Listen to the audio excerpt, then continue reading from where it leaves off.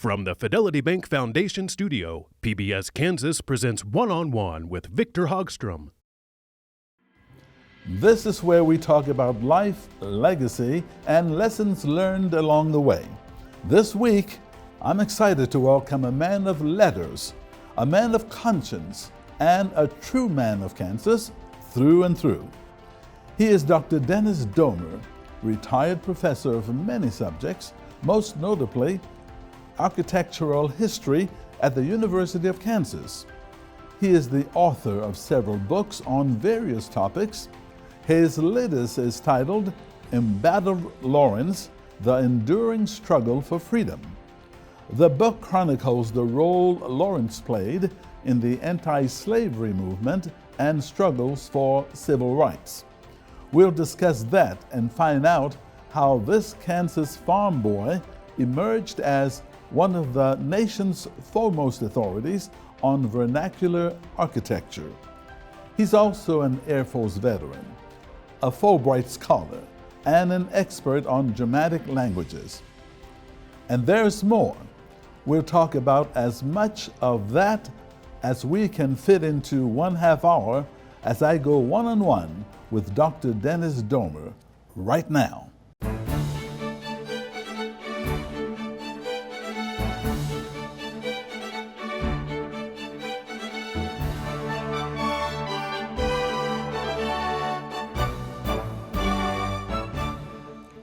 Hello, I'm Victor Hogstrom, and thank you so much for joining us. I'm pleased to welcome architectural historian Dennis Domer to the program. Dr. Domer, I'd like for you to first, because you have accomplished so much, first give us, our viewers, a summary of your academic credentials. All right. I went to Baker University from 62 to 66. I majored in French and German, which allowed me then to do many things. I went on to get a master's degree in German literature and German language. Then I got another master's degree in American architectural history. And then I did a PhD in higher education administration, which is what my job was, at least for most of my life, in academia. And I have written a lot, taught a lot over the last 40 years. Very enjoyable career with lots of freedom. Did a lot of traveling, particularly to Germany, because that was one of my specializations, and took students with me, also to Cuba and other places. Mm-hmm. So I'm turned into an internationalist. So you are a scholar and an expert in many subjects. Yes, I guess I am. My question is, what are you a master of? Well, I think I'm an excellent writer. Okay. And I think I'm also an excellent speaker. Okay. And with good writing and good speaking, you can do almost anything with those two. And I learned a lot of that as a young man growing up, because I won speech contests and I was a boy preacher. Oh. And so I had much opportunity to demonstrate and to practice and to learn those skills, which did a lot for me along the way over the last 40 or 50 years. So you found that communication is a very key aspect It's your the success. key. Yeah. It's the key. Okay. Both written and spoken language. So what has fulfilled this curiosity and discipline for learning? What has fulfilled it? Mm-hmm. Learning myself. The thing is that a good teacher always is a learner. There's an old German saying that the teacher learns the most. And I found that to be true.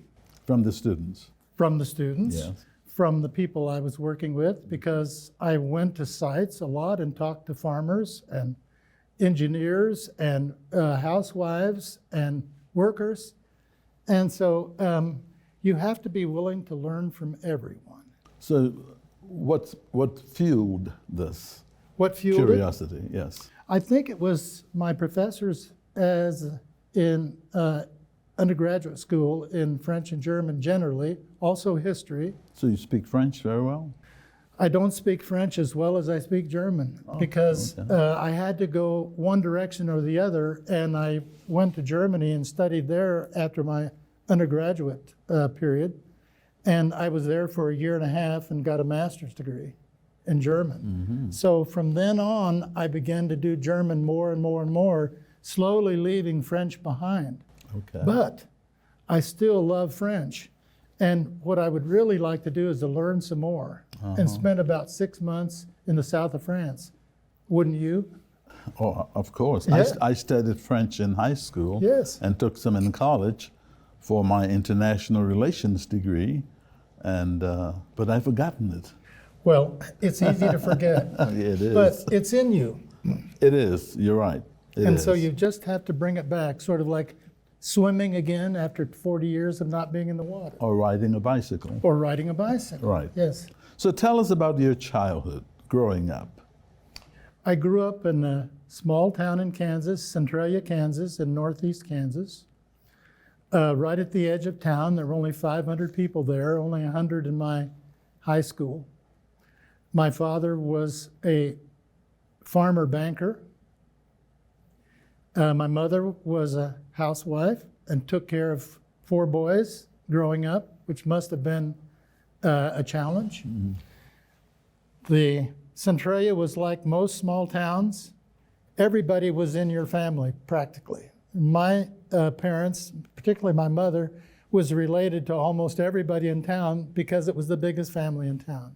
So the town was very instrumental in my building the confidence that I needed to take on challenges that maybe I wouldn't have addressed had I not had that confidence. So your learning came as a result of all of those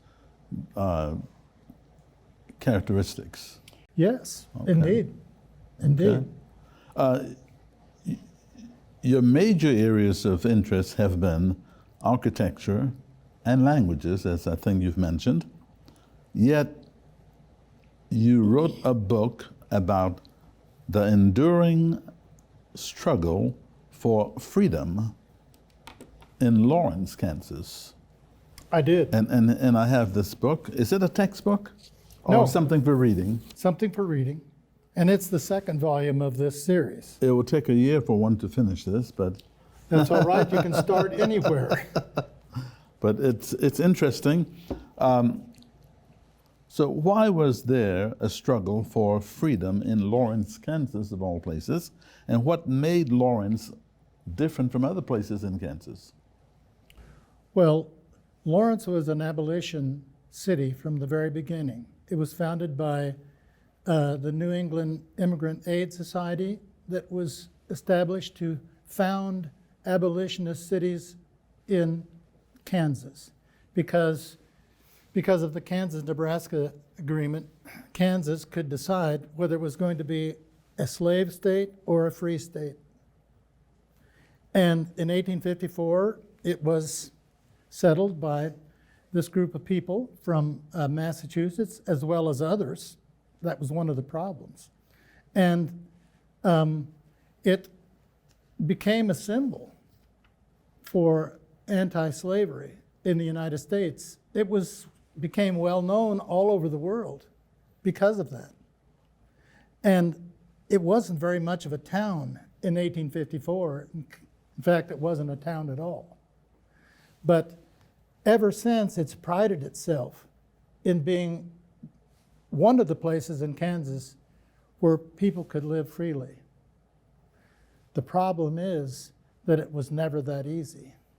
Even if you said that's what you were going to do, didn't mean that you could banish prejudice in people's hearts, but that you could struggle for 150 years to do that better, for a more perfect life and a more perfect society. That was one of the things that made it different. Another thing that made it different is the University of Kansas was established there in 1865.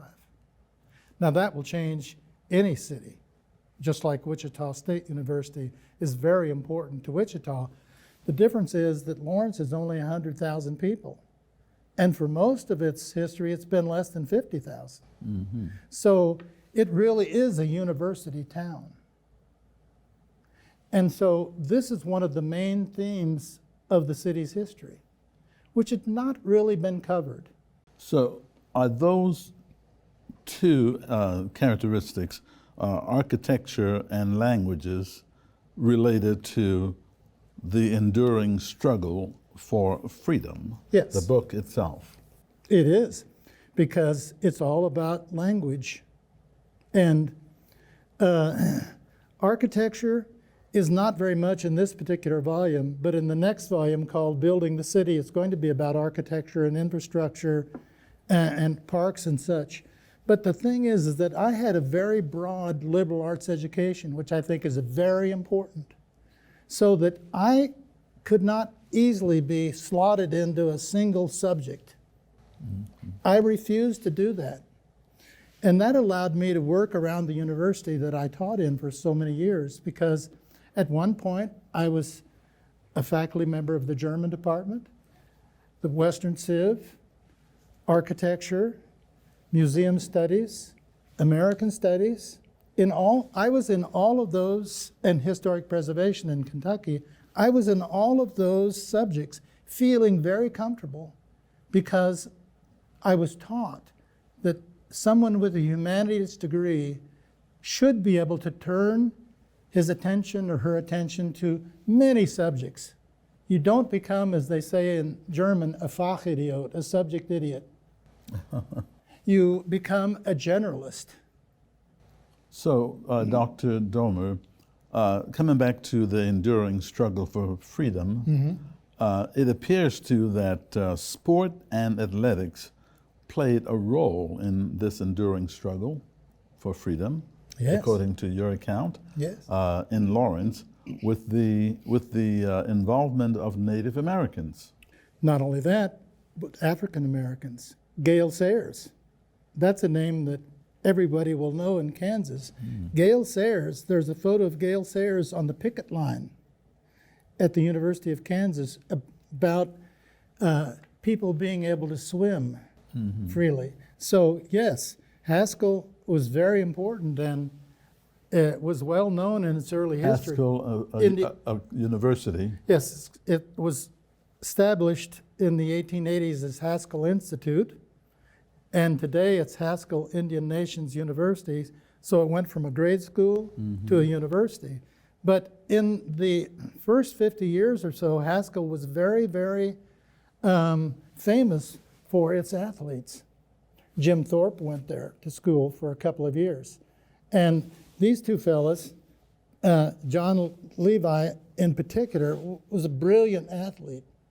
And Haskell played the University of Minnesota in 1923 and beat them 13-12. And Calvin Coolidge called them to the White House. And these were all Native Americans? All Native Americans at Haskell. Calvin Coolidge asked them to come to the White House. And these people are this is a photo of these people, both in the front and back. They've just come out of the White House talking to Silent Cal. I don't know if he talked or not. But yes, they were very important. And of course, there were great athletes, particularly African-American athletes. You can think of Wilt Chamberlain. Wilt Chamberlain basically insisted, with the help of Franklin Murphy, that all of Lawrence be desegregated. When Wilt came to Kansas, there were restaurants that he couldn't eat in. There were movie theaters that he couldn't go to unless he went up the second floor. And he basically said to Franklin Murphy, the chancellor, if you want me to stay here, we have to change this. And I would say that Wilt Chamberlain, along with Gale Sayers, were pivotal people. But just because you establish yourself as an abolitionist city doesn't mean that you allow all people to live freely. And we are still in that struggle. The struggle continues. It is not even close to being over. Really? No. Wow. That's my opinion. Okay. Dr. Dormer, vernacular architecture is one of your specialties. True. What is it? Vernacular architecture means common buildings. That's a big name for that. It is. It came from Latin vernaculus, which was home slave. And also, you know that Martin Luther had the Bible translated from Latin into the vernacular, which was German. In other words, it was the language where people lived, the language they used. Mm-hmm. So common buildings would be buildings not designed by architects, usually with materials at hand. Usually, the builders have done it rather than from plans. Okay, And- so why has it been your specialty? Well, because Kansas is full of vernacular architecture. About 98% of our buildings are not designed by architects. They're designed by common people from various streams of knowledge and understanding. Some of it came from Europe, some of it came from the Caribbean, some of it came from West Africa. So what about it that interests you so much? Well, nobody else was doing it at Kansas. Okay. Nobody else was doing it. And so that was my specialty. What is nobody else doing, and why are they not doing it? There was already a national organization called the Vernacular Architecture Forum, and I went back and got another master's degree just so I could teach it. Because often it's taught by people who don't really understand it and haven't really taken time to look at it and learned. And so I'm a rather serious student, I guess you'd say. So I went back to George Washington University and studied under the two leading architectural historians, I would say, at that time in the United States. And much of the architecture that's vernacular that I taught had to do with the early period, both the early period and the late period. Mm-hmm. But we have the late period vernacular here, and I learned about the early period vernacular on the East Coast. So I did it because most of us live in those kinds of buildings. You have provided expert commentary for our series of documentaries called Historic Buildings of Kansas. So why an interest in historic buildings?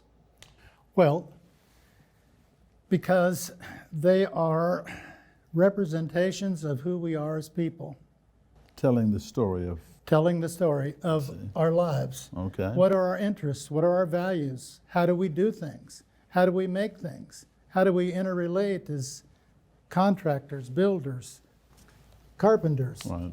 people?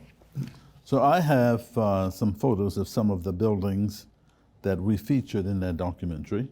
In those, we had parts 1, 2, and 3, of course. Tell me in a sentence or two what is most interesting about each one as I show them to you. All right. All right? This is the Bernie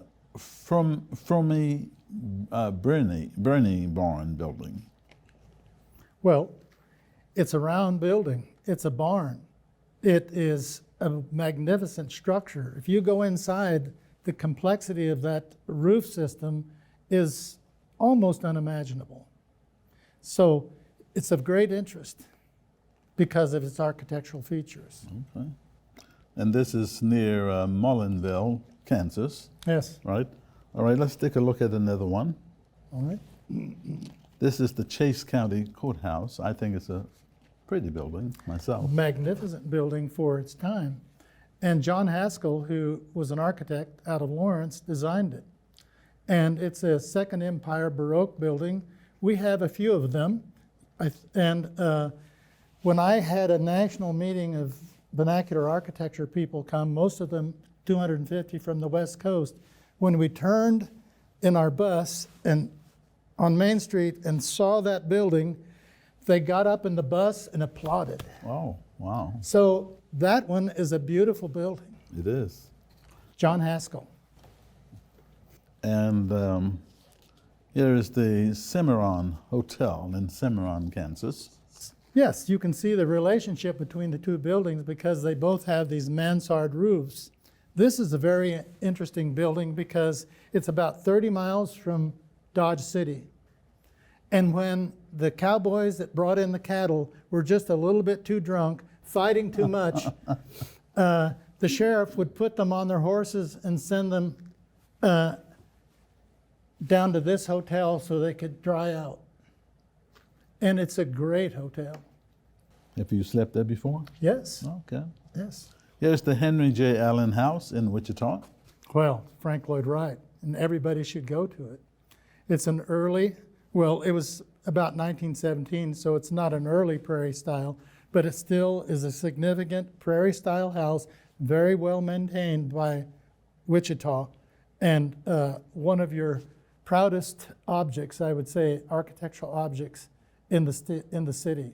Mm. And it was for the governor of Kansas, too.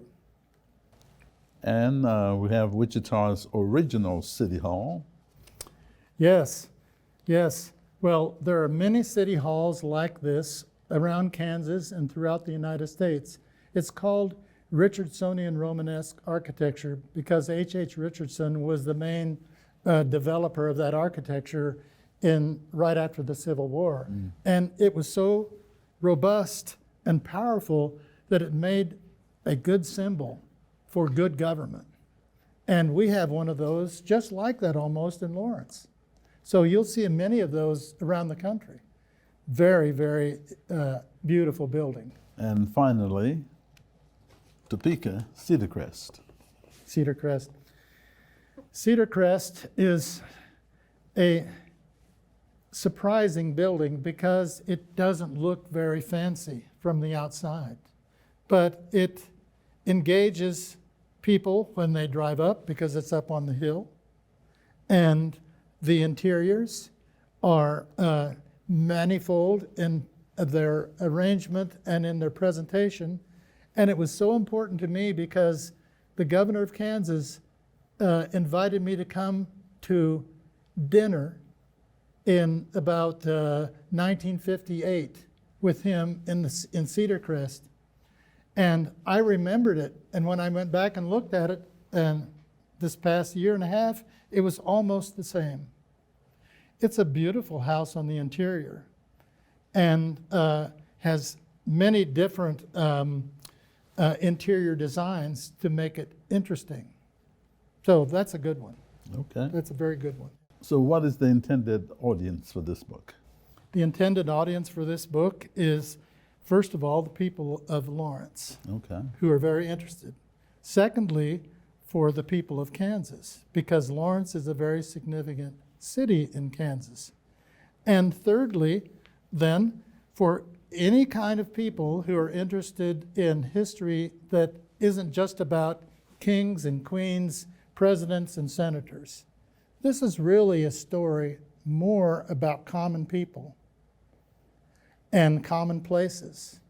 Mm-hmm. And so I like to do that because other people haven't written about it. Tell me this. As you speak and I listen, I think about your family, your children, your wife. Do they share a common interest in architecture, history, and education as you do? No. They are bankers. Really? Well, it's not that bankers aren't interested, but they're at least not the level that I'm interested in. Right. So they are bankers, they are veterinarians, they are insurance people. My dad was a banker, and my mother was a very busy housewife and mother. So they don't necessarily share my interest, except if I can present it in a way that will spark their curiosity. Mm-hmm. And so what I've always said to my students, when you finish this course in vernacular architecture, Kansas will never be boring again, because Kansas is covered with vernacular architecture. And you're driving along, you don't usually see out in the middle of Kansas a tall building, but what you'll see is any number of barn types, any number of house types, any number of fences, Right. any number of corrals.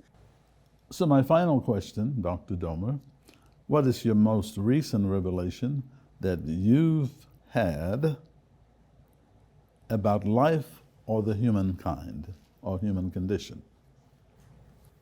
The most recent revelation. Well, I think that one of the biggest characteristics of humankind is curiosity. Mm-hmm. And what I'd like to do is to spark that fire. And if you can get people to be curious, then you have done your job as a teacher, as a professor. Because a lot of students will say, so what? Well, at the end of my courses, they never said, so what again? And that meant that I had an impact on their lives that is all around them, by the way, that they can't just drive through Kansas at 70 miles an hour and never look at it again. Mm-hmm. And it's amazing what you can learn about history, about people, about construction, about social life, about family life, just by looking at where they live and why the buildings are the way they are. So would you say that's how, or what do you like your legacy to be, changing lives? And Yes. you stated yourself. Yes, sir. Go ahead. What would you like it to be? I would like to be able to change lives, to make them more aware of their surroundings, and to understand them, that they actually do have a deep meaning. And if you just go by, wave and go on, you'll never know what the people in Kansas are really like. Because the buildings and their landscapes represent their values, represent their history, represent their interests, represent their loves and their past. And if you look at their buildings, you will learn an awful lot about the place and about the people who live there. I guess that's why we have done several segments on historic buildings of Kansas, for that very good reason. Dr. Dennis Domer, thank you so much for this interesting discussion. It's been a pleasure having you. Thank you for having me, Victor. I appreciate it a lot. Thank you. And thank you for watching this edition of One-on-One. One-on-one@kpts.org is our email address. Send us your questions or comments. Until next time, I'm Victor Hogstrom. Thank you for watching, and I'll see you again soon.